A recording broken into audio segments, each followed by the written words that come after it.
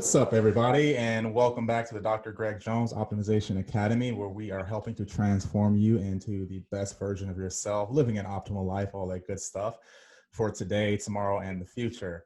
Been working on that, y'all. It's a more, polished intro than you're used to hearing from me. So I'm happy we're here today. So today, I have a very special guest, Mr. John Malott. So John Malott is a successful entrepreneur, speaker, and author that turned his life around. I'm going to let you tell more of your story. At a young age, after having a drug-induced heart attack, and then he hit rock bottom after that. If that wasn't rock bottom enough, hit rock bottom after that. And at that point, he made the choice to turn his life around for himself and his family. So John is the CEO of OSNAP Active Lifestyle, where they transform minds, bodies, and bank accounts, and they've done over 1.4 billion in global sales. So, and this is the point where people are like, hey, Dr. Greg, this is the Health Academy, Optimization Academy. Like, why do you have this businessman on here? And I'm going to tell you why. Because a lot of times when I talk to patients about, their obstacles, their roadblocks, right? What are the things they're dealing with? What's getting in the way of them succeeding in their health and optimizing their life? And one of the big ones is stress, right? And if you can figure out stress, you will be a billionaire, right? I'm trying to get there, John, trying to figure out how to resolve stress. But here's the thing, when we think about top stressors, right? Family and finances, right? And I know a lot of people are in positions where they're stressing over money and the next steps with finances. And am I ready to be an entrepreneur? Should I keep working this job? And then stress just builds up and builds up. And then you adapt to it and you don't even realize that you're stressed out and you're just going through life and not knowing that that is the reason why you're not losing weight and you don't have energy, you don't have sex drive, you don't have your libido, and you're just wondering why, and it's that stress. So we want to talk about that and the entrepreneur mindset and how to change that around. So John, I'm thankful that you're here today. Man, Greg, we finally connected. I've been looking forward to this, brother. Yeah, for sure. Now, let me tell you guys how I met John. This is back there's a gym here in Scottsdale, Arizona, PT Joe's studio. And I had just got out of med school, freshly licensed, man. Didn't know anything about anything. And then Joe was like, hey, I got this guy, John's got this elbow thing. I was like, man, I got my acupuncture needles here right in the car. And we did a little bit of acupuncture called Circle of Dragon, man. I was just poking around in your elbow, man. And I think it helped. I think, man, you still got an elbow. It helped. I haven't had pain since then, brother. So it definitely helped. I'm lifting again like crazy. It's perfect. You got the magic touch, man. You got the magic needles. Oh man, I like to hear that, man. I like to keep lives moving forward. So I did a quick intro into your story, but again, I feel like it's better coming from you yourself. So tell us a little bit about how you got from there to here. Yeah, it's funny. I don't have all the things, that society says you're supposed to have to be successful. I don't have the college degree. I don't even have a high school diploma. And, because of that, I had all the labels put on me, dropout, you mentioned the drug addiction. I had a heart attack at 17 years old. So drug addict, loser, gang. I had all these, criminal, all these different adjectives, which were all correct in the description of me at one point or another. And, my first felony arrest, I was 15 years old. So, I found myself, locked in detention facilities at a young age, kind of, wrapped up in that system, constantly going from one challenge to the next challenge, all self-induced, when you look back. But when I was going through it, I blamed everybody, police, dad, my mom had left early, it was everybody else except for me. And it was really where things started to turn around and started to change mentally for me was I ended up in a drug rehabilitation program after a heart attack from smoking cocaine when I was 17 years old. That was the beginning of like the crack epidemic had hit our neighborhood pretty hard. We didn't necessarily call it crack at that point because we were freebasing cocaine, which now today, the crack term has been thrown around everywhere. But it was in that drug rehabilitation facility where a guy saw more in me than I saw in myself. There was a former outlaw motorcycle gang member by the name of Dave, who was the counselor there. And he was helping, young people that were off track get their shit together. And Dave was the first guy who he planted the seed for me. He said, business is your way out. Cause I'm like, look, man, this is what we do. What am I going to do? I'm not going to be an athlete at this point.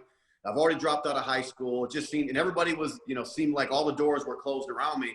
But Dave was like, listen, man, business is your way out. And he was the first guy, he gave me a personal development book called How to Win Friends and Influence People.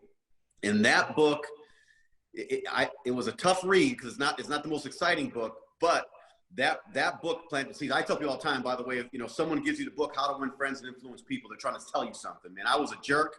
The way I was dealing with people was all wrong, was all jacked up, and my my results from the way I was dealing with people were pretty clear. You know, I was getting negative results because I was putting negativity out there. I was constantly, you know, I was kind of the mirror, but I didn't see it that way until he pointed it out. Matter of fact, he was the first one who really held the mirror up and said, look, man, you're exactly where you're supposed to be. You made an appointment to be here. This is you. This isn't anybody else.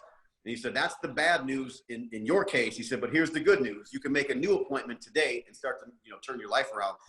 And I wish I could say that things happened fast from there. It didn't. Unfortunately, I had one foot in the hood. I had, you know, one foot in personal development. I was still kind of getting myself in and out of trouble. My last felony arrest, I was 24 years old, and I was sitting on the bullpen floor of the Milwaukee County Jail. It was July 4th, 1993. As I was waiting to go to court, if you know anything about how the court systems work, there was a holiday weekend. So I was sitting on that floor for 4 days waiting to get into the court. And it gave me time to think, man. And it was there, you know, when I was being arrested as a grown man, as I was being let out of my house. At this point, I have a 2-year-old daughter, Lauren, and I'll never forget as long as I live, Lauren's face. As you know, I'm in handcuffs. I'm being let out. The house is in disarray. She's freaking out. She doesn't know exactly what's going on. She just knows that something's not right.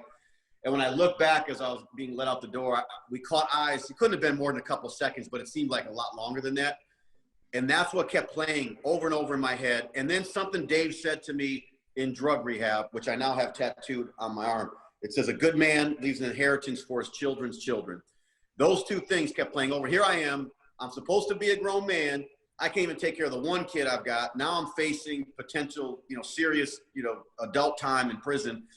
And I was miserable. But I made a decision on that floor. I said, you know how you become a praying man when something bad goes? I wasn't a praying man until, again, it's like if you drink too much and you're hovering over the toilet throwing up, you're like, God, just get me through this night.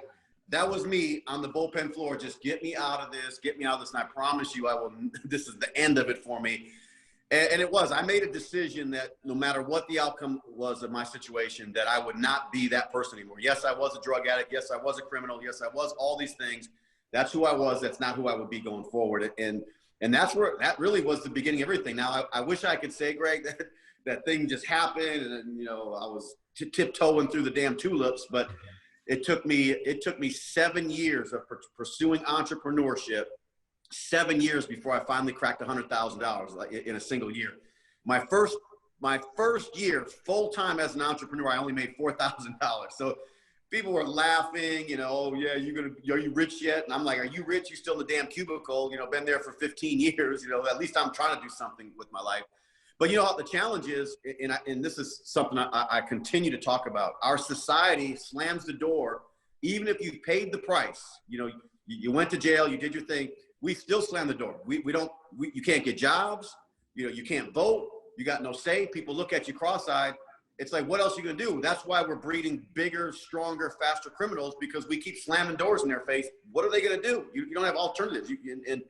And that's kind of where I was. I couldn't get a good job. No doors were opening for me. But thank God that seed of entrepreneurship was planted, because it didn't matter. Didn't matter my background. Didn't matter my education. None of that mattered. What mattered is what I was going to do and how long and how strong I could be doing it. And so it was my fourth year I made, my first year I made $4,000. My second year I made only $16,000.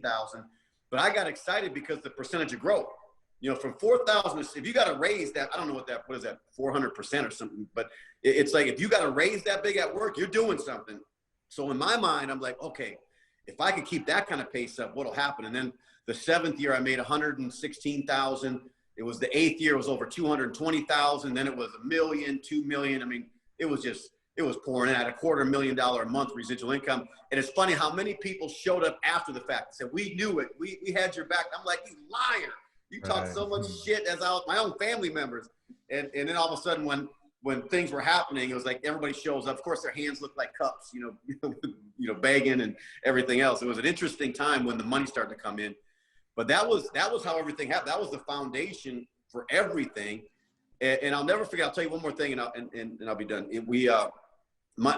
A mentor of mine early on who helped convince me business was the way out, entrepreneurship was the way out. He said, I can teach anybody book smarts. He said, I can teach anybody business skills because it's readily available. It's everywhere. I can teach anybody that. He said, but I can't teach everybody street smarts. And he said, you don't even realize it because you keep putting yourself down. Your self-esteem is low. Your ego is big, all these different things. He said, when you catch on that you have this sixth sense that most people don't have, He said, you could dominate, and you would if you would just get over yourself. And it took me a while to believe that, but now I see it. I see the difference, you know, when we're out here building companies and building up people and this type of thing, that having that sixth sense, man, you know, because you get that kind of feeling. I know when someone's trying to get over me, you know what I mean? When people are playing games, you can sniff it out better. My wife is amazing, you know, when it comes to discernment, much better than I am, but that has had such a big impact in my success. Okay, that's awesome. There's a couple things that you mentioned that I definitely want to, you know, kind of own in on. Is that one is, and they kind of relate to each other. It's that when people slap labels on you, you know, and a lot of those labels maybe, you know, that extreme of, you know, being in the criminal justice system, but even if you've made mistakes or, you know, or you failed at something, it's like a snapshot in time, and you can keep trying to grow and build and change. But if you get stuck on the labels that people put on you, and like you said, you mentioned it, it's like, you know, getting over yourself and accepting that. And I think that is a big thing when it comes to progress. And, you know, again, like I always talk about optimization, is that you can always be better than you were the previous day, the previous month, previous year, but you got to believe it within you. No one else can give that to you. You have to own it for yourself, you know, and I think that's super important. And that's one of those first steps in growing, is like, okay, I want to be better. I'm going to take the steps, and I'll be damned who says I can't, you know. And that says a lot about another person if they can't see you growing and they can't see you changing. More so about them than you. Yeah, you know, it's crazy, because I believed when everyone called me loser and all these other names. I believed that, and I acted that part very well. Why couldn't I shift that? And you know, I had a couple of people that say, no, you're not a loser. No, this is who you could be. This is who you should be. This is where you have the potential to be. And at first it was very difficult for me to believe that stuff. But after I started conditioning my mind through personal development, you know, books I read, the associations, seminars I attended, I started to believe this stuff. I started to believe, you know, maybe John Malott could do something. You know, maybe I am somebody.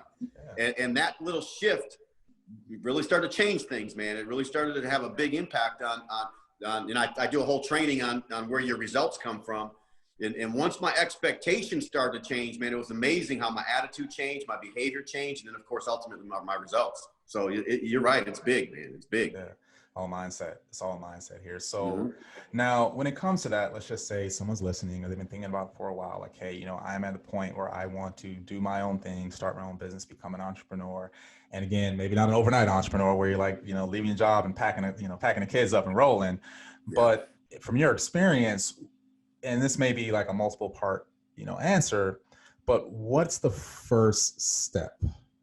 Step one, day one. Step one, day one is you've got to have a plan. You know, you've got to have, and it doesn't necessarily mean, like, people hit me all the time about business plans. To be honest, I've never created a business plan. Like, you know, how people say, you know, put your business plan. My business plan was more me writing stuff down. Now, when people hit me up for investments, I tell them, send me your business plan or send me your investment deck. So the first thing you've got to have when you're on a mission is you've got to have the plan. And it's got to be very clear. It doesn't have to be like, some people get really good at using big words, lots of words. That kind of stuff doesn't work anymore. We got the attention span of a damn gnat, you know. So I'm like, jot down some key points of what your plan is, because like, if someone came to me and they just had bullet points, I could help them put together the specific plan around that. Because for me now, it's always like, I need to see the plan, so then we can create the action steps, you know, which is execution. So, you know, it's for us, like, my wife and I do this thing. Now we're doing it daily, but we do it every week and every month. It's called plan, do, review. So now we're doing a short, you know, plan for the day. Then, of course, you go through the day, you do, and then you review. So the next morning, again, we review the results from the day before. And that's how, because the challenge is when we're getting off track, sometimes we don't even realize we're getting off track, because it's only, you know, it's today. I might have missed a couple calls. I might have missed something. So I'm getting off track only slightly, but every day, you know, every day you're getting further and further off course. And all of a sudden, a year later, 5 years later, you're like, dang, I am way off course. And my mentors taught me very early on the slight edge philosophy. You know, it's the simple disciplines you do every single day. That's how I separated myself from you know, the masses, is that people seem like swans in a lake, man. Everybody seems so polished and so damn good. But what I realized is where I could win, and it was only because of mentors taught me this, is I could do something every, like 15 minutes of a good book. I could do that every day, and compounded over a year, man, it changes the game. I've read so many books just from doing 15 minutes and making that my discipline. So again, get the plan together, and then you can start putting in, even if you don't know, like if I don't, like I tell people all the time, okay, this is what you want to do. This is where you are. This is where you want to be. And this is where you are. So the gap between, where you are and where you want to be, that gap is all about execution. But as long as I know where you want to go, who cares if you have the tools, you have the resources, none of that matter. You might not have the money, you might have none, because I had none of that stuff. But you start to figure out, once you know where you're going, now and if you want it bad enough, you'll start to figure out, look, if your family is starving and you need to eat, you're going to figure out how to eet. And the same thing happens when in entrepreneurship. I think it's the same thing like in health and wellness. If you want it bad enough, you're going to get your ass up and go to the gym. You're going to take your advice on what you should eat if you want it bad enough. But if you're saying, hey, I don't want high cholesterol, I don't want to be obese, I don't want diabetes, but every single day I'm eating pound cakes and gallons of butter and sugar, you know where I'm going to end up. So a lot of people give lip service to it. So when people really get it down, get that damn plan, and then we can take one step at a time. Okay, here's the first step. So, but always the plan first, and then depending on where you're trying to go, then we map out, the thing. Even like we talked earlier, I tell young entrepreneurs, get a bookkeeper very early on.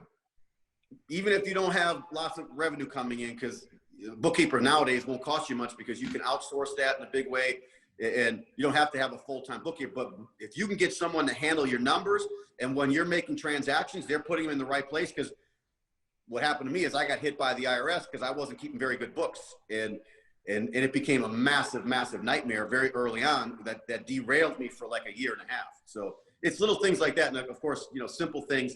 And stay in personal development. Work harder on yourself than you do on your business, and watch what starts to happen. Yeah. Now, one thing that you mentioned, you've kind of said it a few times, and I want to, circle back to that as well, is the importance of coaching and mentorship. Would you put that kind of right up there with developing a plan, or is it more so once you have the plan and you're kind of already rolling? Because again, these things cost, right? And you're just starting off, and most coaches, they ain't cheap.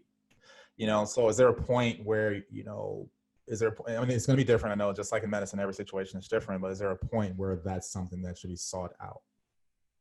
Well, yeah, for me early on, like, I mentioned a mentor in the drug rehabilitation facility. So, he was a mentor. He had an incentive. He was being paid to be there as a social worker. He was being paid to mentor me, but he was, the difference between someone whose heart's in it and someone who isn't. He was in it, and he wanted to see people do better. So that was an early mentor for me. Later on, it became books and audios.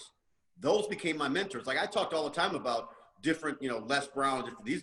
I knew them only through books and audios. And it's funny, later on, I ended up writing a book with Les Brown, The Power of One. We wrote this book together, but it wasn't until I started to create things, until things started to happen before they actually became mentors in my life. And I tell people all the time, there's an exchange of value. People are always trying to, people hit me up all the time. I want you to mentor me because I'm going to go crush it. Well, there's a good chance I'm not even going to respond to that message. I mean, okay, that I understand what you want to do, but what's the benefit? What's the value for you and me? How are we going to win?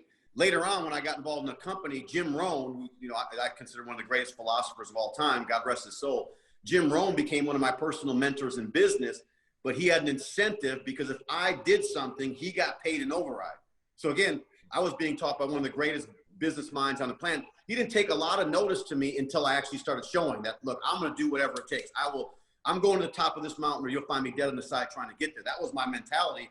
And he saw that. And he saw I was willing to go the extra mile. So some people give a lot of lip service to it. And then you got to be nowadays, I always tell people, you have to be incredibly coachable. You got to have burning desire. You got to be willing to work, and you got to be humble enough to take advice. Because today, a lot of people, they're not very humble, man. They say they want coaching, they say they want mentoring, but if you don't give them exactly the way they want it, packaged the way they want it, they're not accepting, they're not doing anything with it. I had mentors back then like, listen, man, you're not listening, you're not doing what I'm telling you to do. They'd hang up the phone and say, don't call me back until you get your shit together. And now it's hard to do that because people are so fragile, but I think it's a disservice to the mentee because they're not getting the real deal. And again, but if you pay for it, like if you paid $100 grand, if you pay me $100 grand, there's a really good possibility you're going to listen to me. You got 100,000 reasons why you better listen. Mm-hmm. But when people are always looking for free mentoring, I said, look, bring value in something. Figure out what you can bring to the table and then see if you can barter if you don't have money in the early days. You got all these different platforms where you got information coming at you. You could be getting mentored, filling your brain and becoming something so that these mentors all of a sudden see you as somebody that's important, and now all of a sudden they want to be in your life. Does that make sense? Yeah, it does. It does. And I think that in many ways, that coaching part is big of it because, again, I think people have their ideal of the way they want things to be. Even in medicine, even here in my clinic, man, it's like you have people, they come in, it's just like they almost want to tell you what you want to give them. You know, this is what I'm here for. And you have to like, no, this based on this is what I feel you like, you know, you're here by choice. You want to be here. Yeah. And if it's not the right answer, then, you know, there's other places you can go. But being able to be humble and being able to listen and understand, like, you know, this is the path I see for you to succeed and go forth with it is great. You know, I have a business coach too. And I quite a few things I'm like, you know, it's like I need to do these, YouTube videos for my website, you know, and I don't mind doing this, but me sitting there talking from a camera about PRP and IVs, I'm like, oh man, it's like castor oil, man. Like I don't want to do it, but I know that it's something that is being recommended because it's been shown to be successful, right? So you have to be, you know, I got to just do it, you know, and be able to have that. Now, one of the things that you've also mentioned as well that I want to bring some attention to is the mindset, right? And this is going to be a two-part question. Or two-part kind of thing. Okay. The first one is because I think the mindset, we talked about this before we hopped on the call, is about there's some people in certain situations that look, you know, I want to be successful. I want this freedom. I want to be an entrepreneur, but I'm just not there yet, as in a position where they can leave their job. You know, they may have, you know, family responsibilities, but I think it's the developing of the mindset early on that prepares them for success when they're ready to make the leap. So from your experience, what were some of the things that helped you, you know, besides the mentorship and the book reading and being persistent and consistent, what were some of the things that helped you develop that mindset? Well, it was most of it was books. I was a janitor working for General Electric. Man, I'm scrubbing another man's floors, toilets, you know, working paycheck to paycheck, struggling, and I hated it, which also fueled my fire to get the hell out of there. You know, that you know, treadmill, that hamster wheel that I was stuck on. I wanted out of there so bad. So in between scrubbing your toilets, I'm reading. I'm figuring out some business. I'm figuring out what do these people know? Because if another man could do it, then I figured out that I could do it. I just had to figure out what the heck they did, you know. And so that's why I was devouring books. I started reading books on the greats, you know, from you name it, from Martin Luther King to Bill Gates to Mother Teresa. I said, okay, these people have created something in their lifetime significant. There's got to be some information. So that's what I did, man. In the beginning, I was preparing my mind, and then when opportunity came, I was ready to grasp the opportunity. And for me, I found an opportunity that I could do part-time. So I could do something entrepreneurial part-time while I still had my full-time gig. So I wasn't as stressed out, because you don't have to necessarily look. I started, you know, my philosophy is now, you know, when your part-time income here exceeds your full-time income there, now you live in a world of I choose to, no longer in a world of I have to. I hated the fact that I have to go to work at this time. I have to go, all that I hated. I hated the boss that didn't really respect. I only followed him because he held the paycheck. You know what I'm saying? Mm-hmm. You know, his integrity was questionable. There's a lot of things about him that didn't make sense.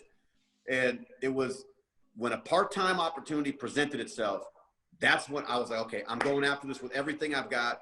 And that, you know, again, it took a while to really get that thing getting some momentum, but I learned everything in that process that I needed to learn. And then when I had some income rolling in, now all of a sudden things started to shift. Things were different. So I would say you got to focus on getting your head right, figure out how you get this thing right. Once you get this thing right, and once you believe, then you start to become unstoppable. And then because the techniques and the strategies can be taught. Like if I know what industry you're going into, like if I know you're going into, I don't know, pick some funeral home industry, we could figure out the strategies, and I could go do research on what do the best funeral homes do. If I know you're going to open up a tanning salon, I could do research really quickly and figure out who are the big dogs in that space. What are they doing to crush it? Where are those numbers coming from? Where do we get the upsells? Where, you know, what is their point of sale system? All these different things. So that stuff is simple. What's not simple is the person who's sitting there with his thumb in his mouth, like, I don't know what to do. I'm afraid, or not taking the time to do anything towards getting to the goal. Or they're waiting for you to show up and carry them over the finish line, which just never happens. You know what I'm saying? Exactly.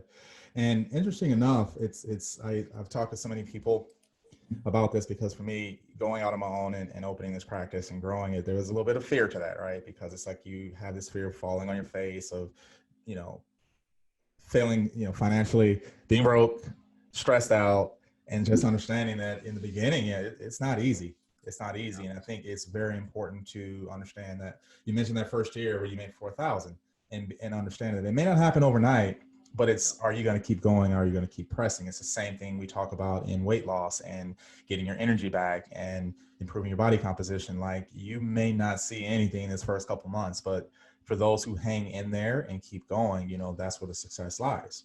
So I think that's super important to know that you can't give up. You just can't give up.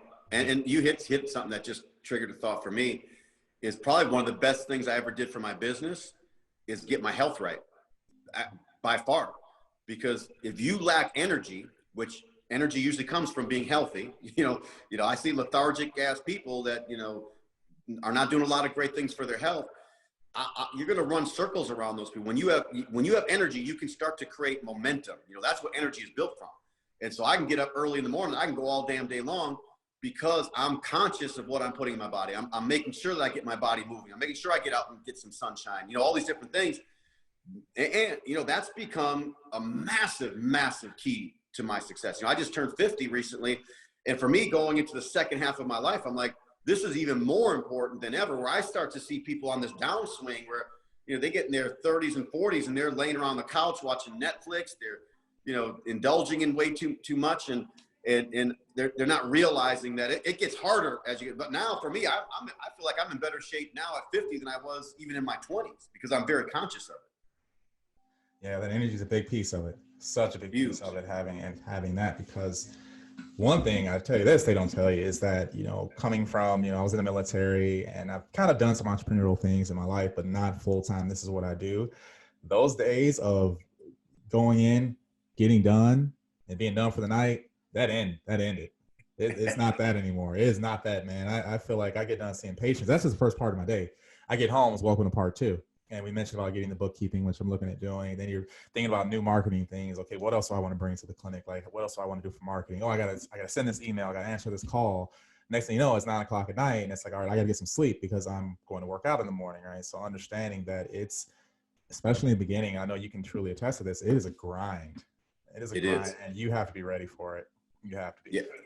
Yeah, I always warn entrepreneurs, just because you see people taking pictures with Rolls Royces and fancy houses on Instagram, don't get it twisted. Don't let it fool you. There's a process, and putting in the foundation is not sexy. It's like driving past a construction site. You got the big gate, the big fence up, and you can't see what's going on. You can hear it. Something's happening. But a lot of the time, they're putting that foundation, and all of a sudden, one day you see all the buildings up. You see the whole buildings up, and it seems like overnight. The foundation is the toughest part, but it's also the most important part. And people try to skip steps. You can't start on the 15th floor. I mean, you got to put in the foundation so you can have a 15th floor. And young entrepreneurs make big mistakes early on of thinking it's just going to be all glitz and glamour. And all of a sudden you get in, it's like, oh man, I was not prepared for this. And now, you're taking money out of the personal account to feed the business. And, if you got a spouse, you got someone else that's in the mix, or kids, now you're like, oh man, it can be a big juggling act. There can be a lot of stress, and you hit on it. You have to find ways to lower that stress. And some of it is almost all of it's self-induced, because we're usually worried about stuff that's never going to happen. We're stressed out about all these different, I had a mentor that said, look, man, what's the worst that can happen? Are they going to kill you? You lose your money. Okay, okay, big deal. We got story after story. People that lost their money, came back. Disney, I don't know how many times this dude, failed. We got all these stories, these great entrepreneurs, and it's not, almost none of them have a story of like, I started and I went straight to the top. All of them are kind of like, I overcame a whole bunch of obstacles and I failed, finally crushed it. Mark Twain one time said, I've only had a couple of breakthroughs, but those couple of breakthroughs kept me in pipe tobacco my entire life. And I think what he was trying to say was, you only need to hit it once or twice, and that could be the thing that sets you up forever. And so I've lived by that. I'm like, okay, what's the worst that's going to happen, man? I'm going to first do the research, make sure it makes sense, align myself. Is it in alignment with my values? So if you're doing something that's out of alignment with your values, you're going to be stressed out every day anyhow. So like for me now, it's got to be impact. Is it making an impact? Am I going to feel fulfilled? It can't be just about the money. The money's not the big driver anymore. Once you get the money game out of the way, now you start to really look for things. So I wake up now in the morning, I'm excited about working. I'm excited about what we can do. there is very little stress. And Greg, I have a no dickhead policy, that I put out there. I let people know, look, I don't deal with dickhead. You want to be a dickhead, I don't care how much volume or how much money you can bring to the table. It's not worth me putting, what do you call it, cortisone in my bloodstream, the stress hormone. I don't need that in my bloodstream. And I talk to some of these people and I'm like, just from talking to you, I can feel the cortisone building up in my bloodstream. So I would rather not even go down this road any further with you. And when you have enough posture to say, I know what's going to stress me out and what isn't going to stress me out, but some people will take the dollar first and not realize that not every dollar has the same value. Some of these dollars, like some people go into these jobs that are killing them. They know it's killing them, but they keep doing it. And it will, and we see it statistically speaking. People are dying from the stress that they're getting from jobs that they can't stand, that they're miserable in, and they keep this cycle going until they have a heart attack and they're gone.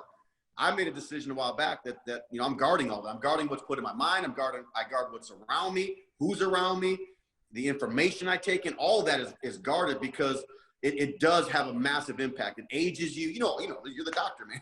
All this stuff ages you too fast. It's like you lose sleep over it. It's just not worth it.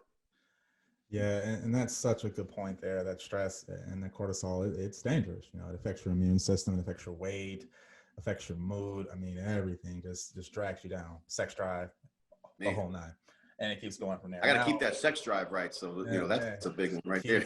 Keep the stress down. And, they say the happy life, happy wife kind of thing. Now, here's the thing, something that I wanted to bring up is I had this conversation with a lot of people is understand that it's kind of like everyone's not going to be LeBron James on the basketball team. Like everyone's not going to be Patrick Mahomes. So because we're having this conversation to people listening doesn't mean that there's something wrong with someone who doesn't want to be an entrepreneur, but the mindset of doing what makes you happy, keeping your stress down and growing, your personal brand, whether it be within that company you're working for. Because I understand everyone does. Some people don't even want to be an entrepreneur. They just like, hey, I'm good at this. I'm good. I love my job. I love where I'm at. I'm happy with this, and more power to you. I think the takeaway I want people to have is that it's the mindset shift of understanding being happy and growing where you are. So I don't want anyone listening who's like, oh, I don't want to be an entrepreneur. Like this is, like we're not talking to you. Like, no, I'm talking to you too. John's talking to you too. We're talking to all y'all. It's just it's the mindset and the thought process I want you all to have.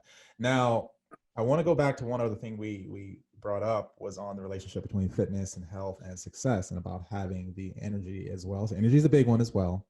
What else have you seen that's been beneficial in maintaining, good health and wellness and success?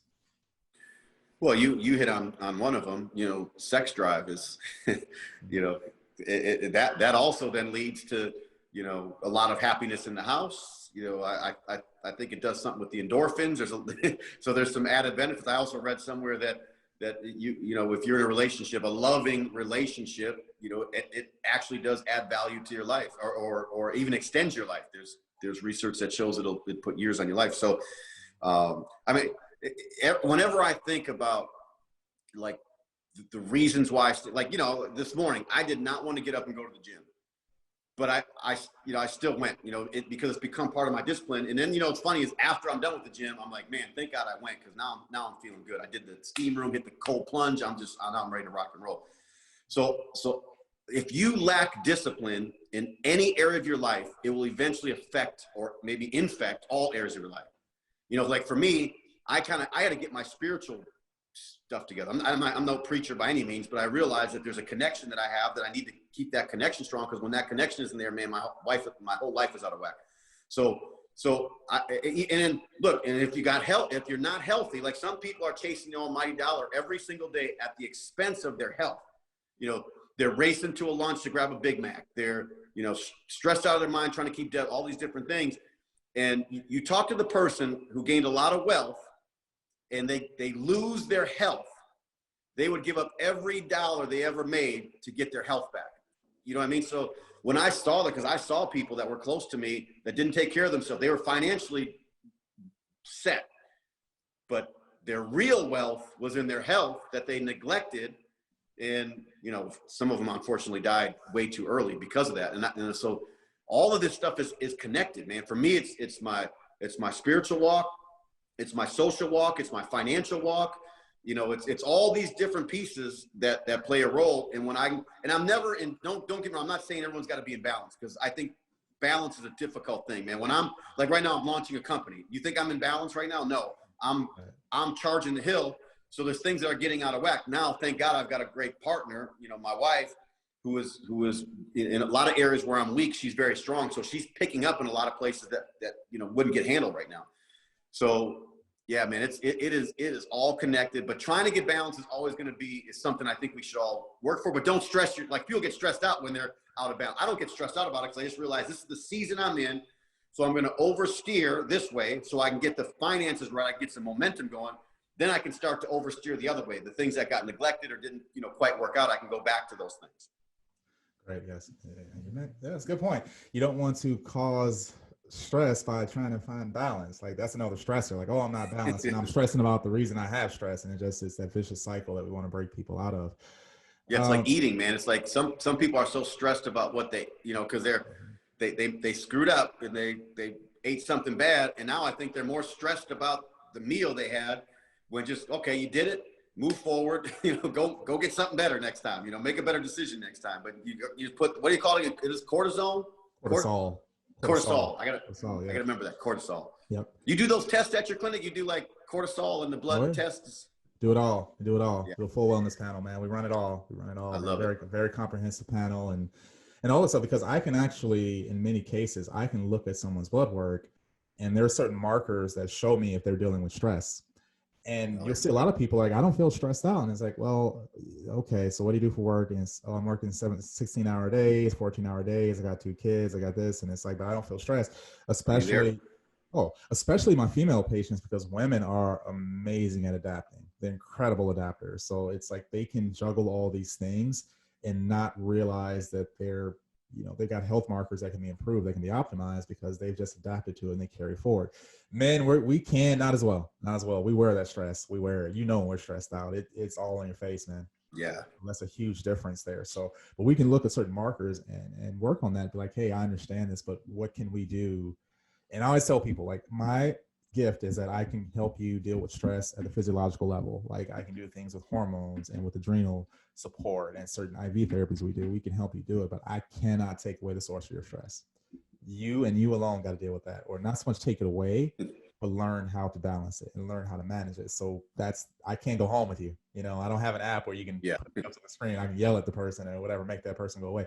So you have to understand that part of it's 2 parts to stress. Is how you deal with it in the environment and how you deal with it physiological. I think that's super important for people to know.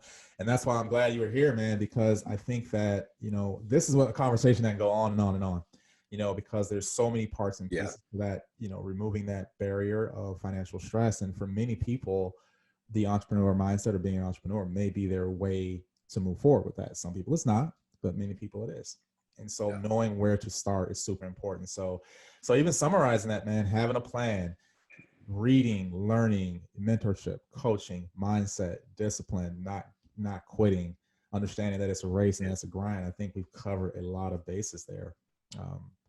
Anything else I think we can add to that? You know, no, I just think that, you know, once you get on the path and you get a couple of small wins under your belt, get a few small wins, and that's what gets you momentum. And but you got to go out there and do it. You got to swing. You know, if you're going to hit a home run, you got to step up to the plate. And I think, you know, we've got a lot of fear that's built in our system right now. There's a lot of uncertainty in the world, like what's happening, and the media would have us believe that we're all killing each other and we hate each other, and that creates stress as well. And you know, but it's really not that bad. You know, for me, it's just really focusing in on what I can do, the impact I can have in my house. So look, I can't change the world tomorrow, but I can change my house tomorrow. And then from my house, maybe, I don't know, maybe the neighborhood makes some changes. Maybe the city makes some changes. Who knows what we go from there? I think so many people are trying to change the world and just stressing themselves out even more. And we see this stuff. Like I tell people, I don't watch the news at night. I don't open up mail at night, you know, because, you know, what is in the mail usually? Bills. The news is negative. I stay off of social media before I go to bed. I put a lot of that stuff down. And then I take some time in the morning and I meditate. My wife and I have this little gratitude thing that we say 3 things we're grateful for, you know, and then we kind of, you know, we give it back and forth. We have a few affirmations that we do. And then I say, you know, here's what I'm grateful for you for. And we kind of bounce off. It doesn't take long. You know, we can do that in 15, 20 minutes. And it's amazing the difference in the feeling, you know, that we have, that gets the day rolling right. So these little things you can do, it doesn't take much. And I got a little app for meditation called Headspace that I knock that thing out. And just sometimes just me doing that for, 10 minutes, it has such a big impact on everything that's going on around me. So it's not always the one big thing that everyone's looking for. And you know this as a doctor, man, it's like, if you can start to put these little pieces in place over a period of time, all of a sudden, man, people are saying, boy, you look better. You look different. What's going on, man? I can see it, the sparkle in your eye, whatever it is. But it doesn't happen overnight. We're all looking. It's like, what do they say? An apple a day keeps a doctor away. It's not 7 apples on Sunday. Like everyone's trying to cram in, in one day and think you're going to go to the gym one time. Well, no, you're going to be in pain. You gotta go through this process. So that's the last thing I would add. Oh, definitely.